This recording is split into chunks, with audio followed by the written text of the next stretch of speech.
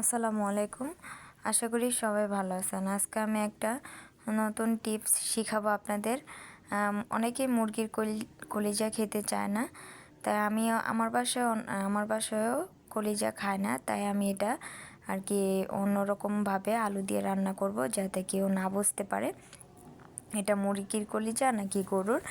যাই হোক, প্রথমে আমি কলিজাগুলো ভালো করে সিদ্ধ করে নেব, হালকা মানে করে, যাতে কলিজার যে কলিজাটা যাতে শক্ত হয়ে যায়। আর কলিজার ভালোভাবে সিদ্ধ করে নিতে হবে যতক্ষণ পর্যন্ত শক্ত না হবে। এই যে আমি দেখতে পারতেছেন, আমি এই দিয়ে বারবার করে দেখতেছিলাম যে এটা শক্ত হয়েছে কিনা, ভিতরে ভালোভাবে সিদ্ধ হয়েছে কিনা।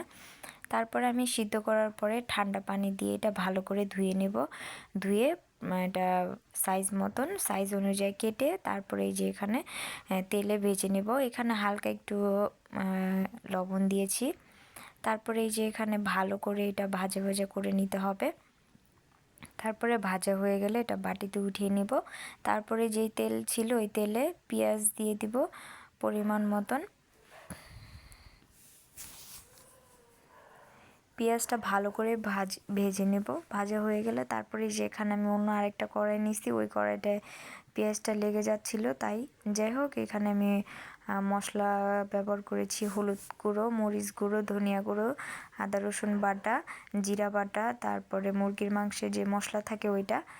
আমি অফ ক্যামেরায় এলাচ দারচিনি এটাও ব্যবহার করেছি। তারপরে সামান্য লবণ দিয়ে ভালো করে এটা কষিয়ে নেব। আর যেহেতু আমি সিদ্ধ করার টাইমে মানে হালকা পরিমাণে লবণ ব্যবহার করেছি, তাই এখানে পরিমাণ মতো দিতে হবে, লবণটা না হয় বেশি হয়ে যাবে। যাই হোক, এটা ভালো করে আমি কষানোর পরে এখানে দিয়ে দিলাম পরিমাণ মতন পানি, আর এই কলিজাগুলোও দিয়ে দিয়েছি। এখন এটা ভালো করে আবার কষিয়ে নেব। কষানো হয়ে গেলে উপর থেকে দিয়ে দিব জিরা গুঁড়ো, যাতে এটা বোঝা না যায় যে এটা মুরগির কলিজা। তারপরে এটা ভালো করে আরেকটু পানিটা শুকিয়ে নিব। এই যে কলিজা রান্না কমপ্লিট। এখন এটা বাটিতে বাড়ার পালা।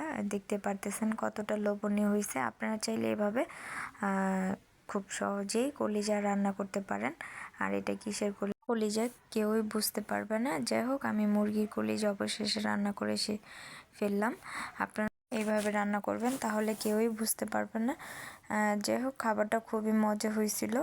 এখন রান্না শেষ, এখন আমি এটা খেয়ে দেখব কেমন হয়েছে আর কতটা লোভনীয় হয়েছে। অবশ্যই কমেন্ট বক্সে জানাবেন আমার এই কলিজা রান্নার টিপসটা আপনাদের কেমন লেগেছে। আর আমার ভিডিও ভালো লাগলে অবশ্যই আমার চ্যানেলটি সাবস্ক্রাইব করে পাশে থাকবেন, আর পেজটি ফলো দিয়ে সাথে থাকবেন। আজকের ভিডিও এই পর্যন্তই।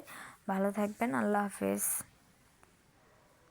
আর সবাই কমেন্ট করে জানাবেন কলিজা রান্নাটা কেমন হয়েছে।